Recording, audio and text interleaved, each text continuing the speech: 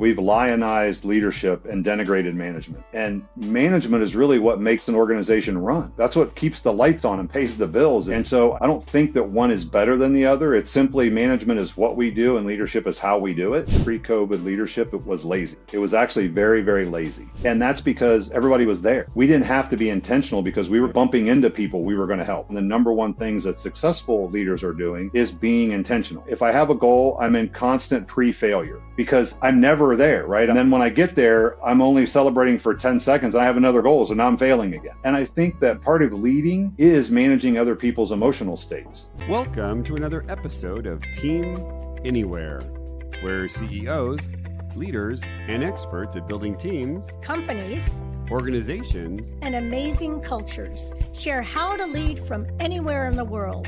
I'm your co-host on the East Coast, Ginny Bianco Mathis. And I'm your co-host on the West Coast, Mitch Simon. And we invite you to join us to Team Anywhere. Hello and welcome to another episode of Team Anywhere. I'm your co-host on the West Coast, Mitch Simon, and on the East Coast, our amazing co-host, Dr. Virginia Bianco Mathis. Ginny, how are you today? I am really good, Mitch. Thanks. Great. And I just want to say to all of our listeners out there, this is Ginny's last co-hosting segment for who knows how long. She's going on to do some other stuff, which is also important. We're definitely going to miss her on this show. Oh boy, I'll miss you all, but I'll be in touch. So tell us, so we have our guest here from the heartland of America. Why don't you introduce our guest and tell our audience about him? Oh, for sure. Well, today we have the wonderful Perry Maughmer. And Perry is a chief leadership philosopher and a podcast host himself. Those folks are always a little intimidating, right, Mitch? And as we see, he speaks about many pertinent topics, including the philosophical around existentialism, but then gets into our more critical thinking leadership mindsets because he leads 8 different master Vistage groups, which he will talk about.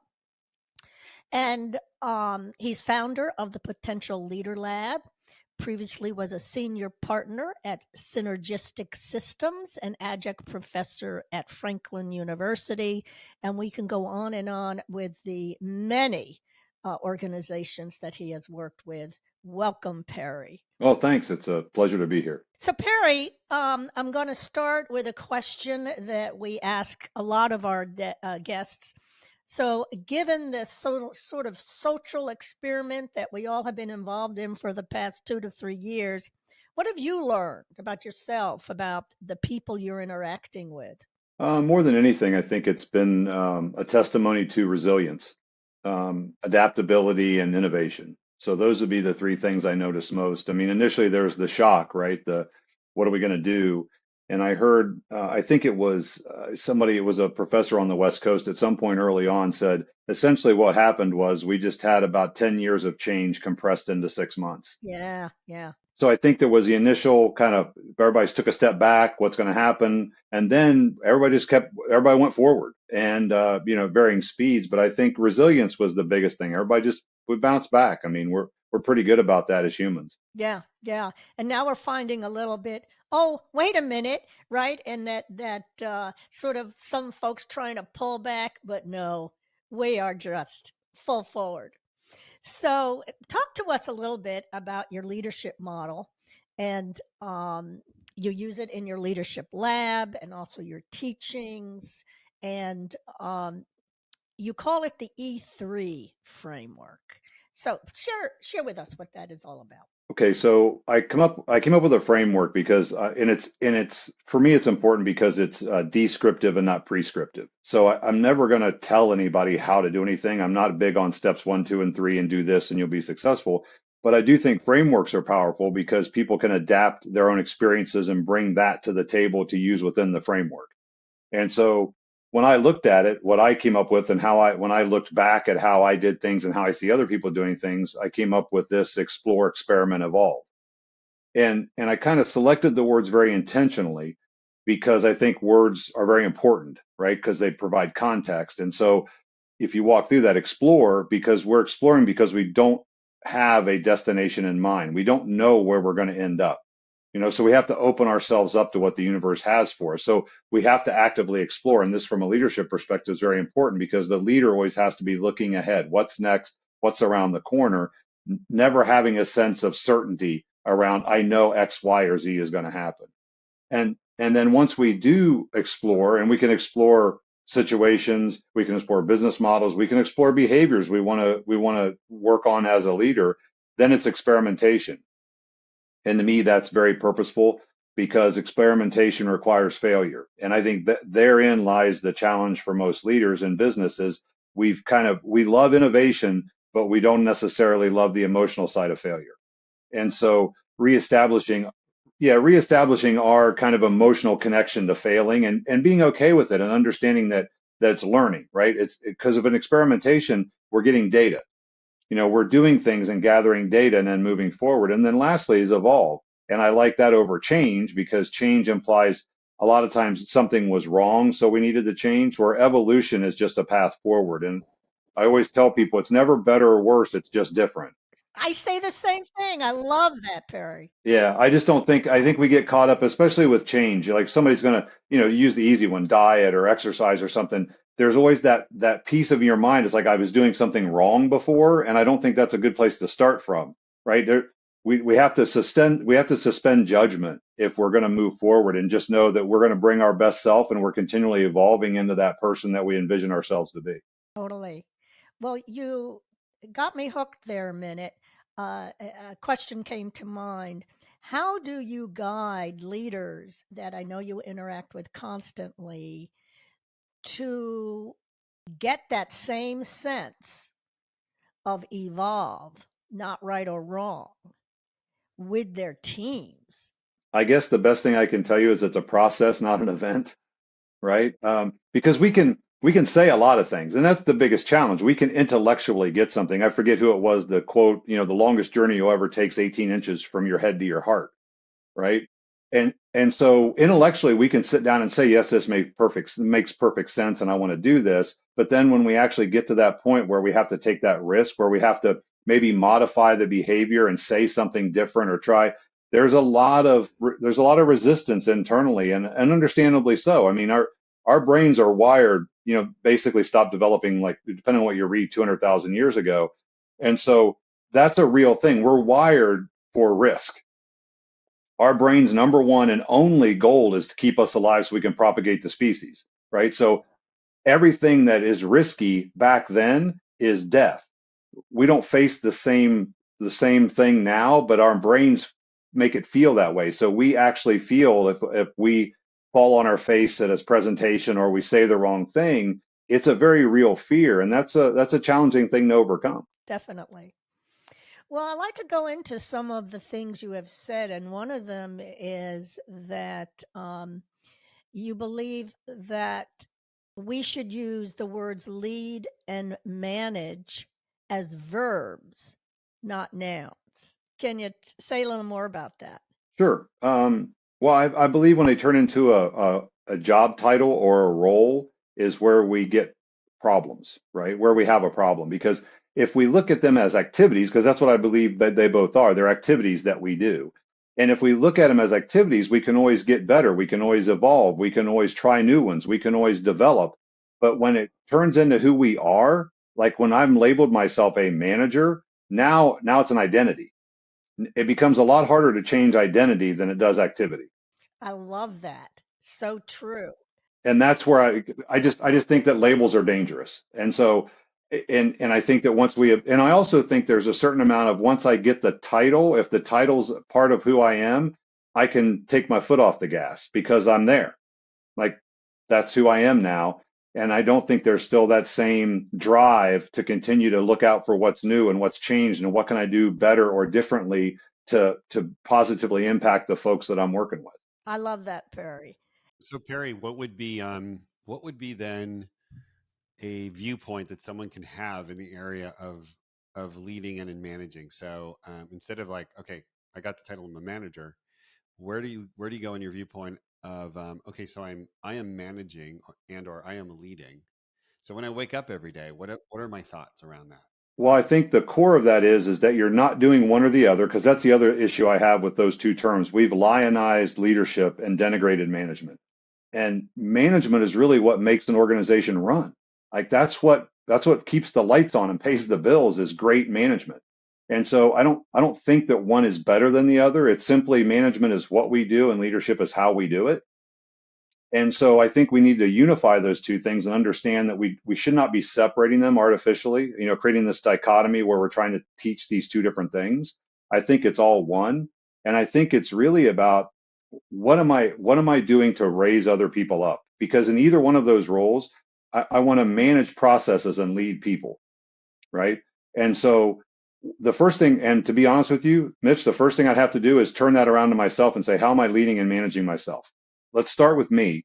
Let's start with me and make sure that I'm on track, that I'm, because those are different, management's about efficiency and leadership's about effectiveness. Am I covering both of those bases? Because, I can never lead efficiently because I'm dealing with people and I should never, people are not a problem to be solved, right?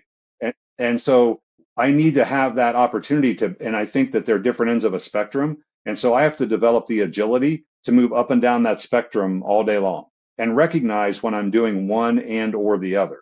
But I'm never trying to separate them and say I can only do one or the other. There are times I'm going to manage 80% of my day is going to be I've got to get stuff done. I've got to check stuff off the list. I've got to, but we can't lose sight of the leadership opportunities because that's really what leadership is, or those opportunities that present every day. And if we're so focused on being efficient, we miss them. Yeah. Well, that brings me to something you really stress. You say that to generally lead, you need to care about people. So how does a leader demonstrate that? And especially in the hybrid environment. I think it's intention, right? I mean, so I think at the core of that is I have to connect, and it's different for everybody. That's why I don't think we can't be prescriptive. I think you have to connect in a way that you can connect with people so that they know that they trust you. Because I believe that the foundation of all leadership is trust. Because as a leader, I'm often going to ask people, if I'm leading people effectively, I'm going to ask them to stretch. I'm going to ask them to do things that are going to be what they might consider risky, for their, they're not going to believe they can do it. And I have to believe that you're asking me to do that for my own benefit, not for yours. And if once I believe that about you, if I believe you have my best interest in mind always, and that you figured out how to align my best interest with the company's best interest, you got me. Like I'll run through a wall for you. And so I think that that's the connection piece and why that people know if you care. And it isn't about people exhibit it in different ways, just like empathy or any other emotion. It's all about a leader understanding for themselves, somebody who does those activities, understanding themselves, being self-reflective and self-aware enough to know how they connect, and then ensuring that they can do that with each of their folks because those people connect with you in a different way as well. Hey, we're taking a quick break to remind you to support our podcast by hitting the subscribe button and leaving us a review. Your feedback means the world to us, and it helps us continue to bring you more engaging and thought-provoking content for leadership and remote work. Well, I'm going to push you a bit. Can you give me some examples, please, of a leader who is showing that he or she cares? Oh, absolutely. I mean, I work with a lot of them, and I can tell you that I work with people who go above. I mean, and it's interesting. And here's how this plays out because I have several that care deeply, but the perception of their team isn't the same as what I see in them. Right? I know that they care deeply. They tell me they care deeply about these people. They show that they care deeply by what they do, by investing in them and by doing certain things in the company. But the people themselves still don't feel that connection. And it's because the wall goes up, right? Because we've taught people you shouldn't bring emotions don't belong at work. We've taught people to be about business. Like we're trying to get goals, we're trying to make money, we're trying to do, and none of that is sustainable or scalable. What's scalable is human connection. And so when a leader, to be honest with you, the first thing they have to do is let their guard down. I mean, I love the term, you have to blink first, right? In that situation, I tell people, I'm like, leaders, you can't drag people into the deep end of the pool, but you can certainly wade out to the deep end and show them how safe it is and invite them to join you. But you have to lead with that first. Like you have to, part of your activity has to be to show them you're vulnerable. You're a human being like everybody else, because quite honestly, lots of people in companies look at the person that's leading and think, I can never do that. That person's perfect. That person's got everything. That person knows everything they're supposed to be doing. And while a leader might not propagate that on purpose, they do it by default. Oh, interesting. Yeah. Yeah. Okay. So I mentioned earlier that you are a master Vistas chair, and in fact, you have 8 different groups. Could you explain to the audience what that is, and then share with me when you go in to organizations, um, what is it you do with them, right? To keep them on this journey. Sure. Vistage groups are peer advisory groups. And so what we do at different levels in the organization, the whole power of the model is, why would you want to talk to one person when you can talk to, 14 to 16 of your peers around a table and gather their insights from people who are actually doing the work just like you. And the reason it works is because of transparency and vulnerability. It's the one place all these people, and this is the big thing about being in some type of role where you're leading, is you don't often have some place you can go take the mask off, right? You're on all the time, and in your job you have to have answers, you have to be moving forward, you have to be positive. And so this is the one time a month these folks can get together and take that mask off and show up however they want to show up and recharge and reconnect with each other, and then also reflect on, what have I done this month, and be honest with each other, because nobody there's, you don't report to anybody, nobody reports to you. You're there because for the same core reason, you want to be the best leader you can be. And so that's what happens in Vistage groups. And then how I connect with them is, typically I end up working with multiple people in the company in different types of groups. So it's really just working, to be quite candid with you, sometimes I serve as a translator.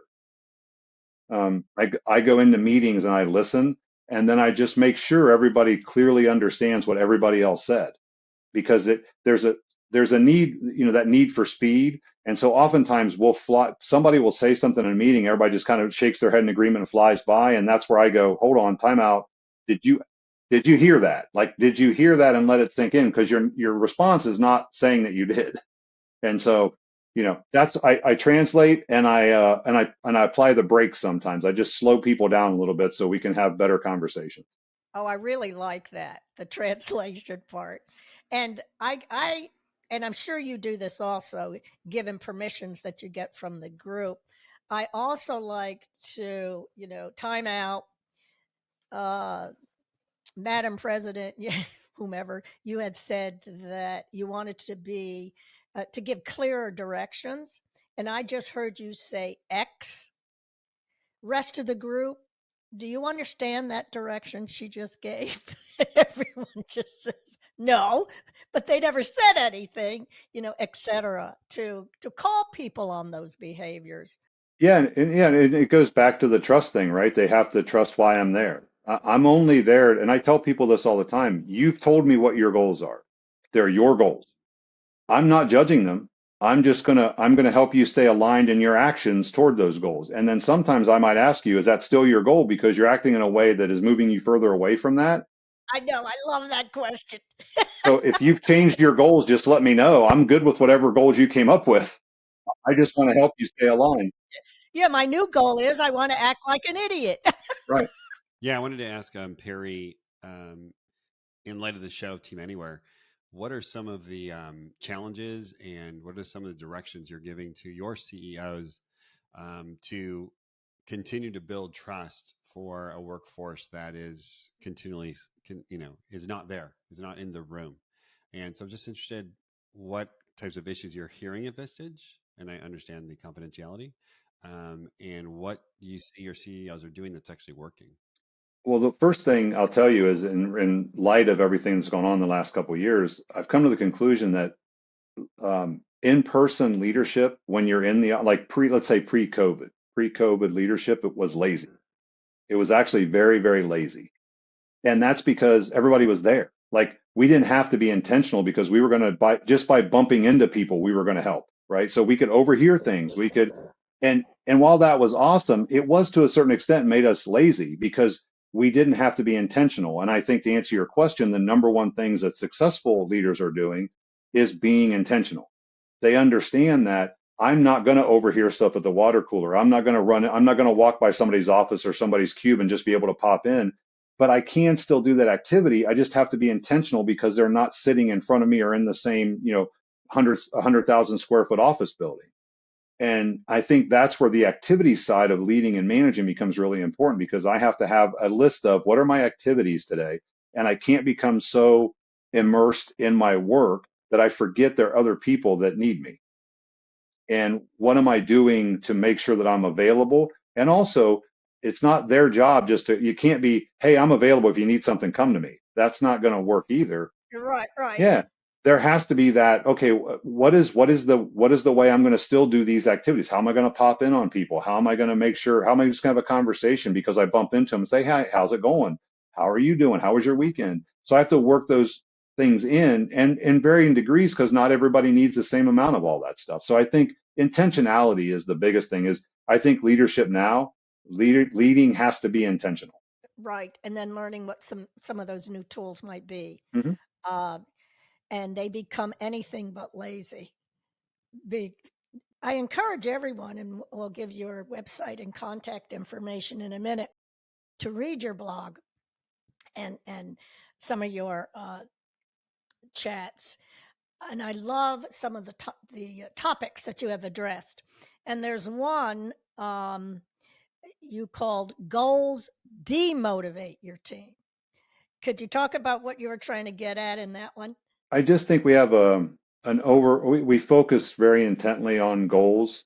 And I think that at some point it can drive the wrong type of behavior, right? I think goals are important to set direction. And at that point we have to forget about the goal and focus on the activity because goals can be challenging because if I keep, and there's a great article out there. It talks about if I have a goal, I'm in constant pre-failure because I'm never there, right? I'm never there. And then when I get there, I'm only celebrating for 10 seconds and I have another goal. So now I'm failing again, right? And I think that part of leading is managing other people's emotional states. And I really love, Ben Hardy wrote a book with Dan Sullivan called The Gap and the Gain. And I love their viewpoint on I think we live in the gap. I mean, we're just so goal obsessed that it's constantly, I hear leaders all the time, hey, you guys did a great job, but we got a long way to go, right? And I tell them, just leave it at the first part. What are you terrified? I think we're terrified that if we give somebody praise for how good they're doing, how good we're doing as a group, they think everybody's going to relax. And so they're just emotionally, it's almost like it's impossible for them just to go, hey, you guys are doing a great job, I really appreciate it, and then stop talking, Uh-huh. as opposed to adding but we can still do better, but we still have to do this, but tomorrow, it's like that focus on the gap, like we're chasing the horizon, we're never going to get there. And see, I think that for me it dovetails in the cynic's work on infinite game, right? Dr. James Carse, we're applying finite rules to an infinite game. I mean, business is an infinite game. It's never going to be over. We're never going to win, but yet we constantly use those words. Yes, we do. Yes, we do. Well, I love your ideas, and you're obviously touching a lot of people out there with your groups. Where can our audience get in touch with you? They can hit the website where the podcast is. That's potentialleaderlab.com. And they can reach me anytime. They can email me at perry@perrymaughmer.com. Fabulous. Mitch. Yeah, thank you, Perry. This has been great. A lot of really good leadership sound bites, actually. Yeah, I know. Yeah, the thing I really enjoyed was the focus on leaders, demonstrating what they care about, and then building trust by holding people to what they say they really are caring about, and having that dialogue. And the most important thing for a leader right now, in person, unintentionally or intentionally, and also the virtual world is really having that sense that I, as a leader, really care about and are holding you accountable for what you really care about, and the conversations that go on with that, and to build trust. And that is really much the job of the leader. And I love the idea that there is no separation between management and leadership. There's just the being, and Yes. you're always you're doing both, which I think makes it easier on us. It really So does, we have doesn't it, to Mitch? not make these Yeah. distinctions. So Perry, thank you so much. Really enjoyed having you on the show. Ginny, thank you so much. Really enjoyed having you on the last 160 shows. Yes. And we are all going to miss you. So Perry, it's great that you were here in our last episode. And we want to, at this point, say, please share this episode with your friends, your family, your colleagues. And we look forward to seeing you next time on the next episode of Team Anywhere. We hope you enjoyed this episode. Don't forget to hit the like button and subscribe to our channel for more engaging content from our podcast. And if you enjoyed this episode, please share the video with your friends so they can join the conversation too.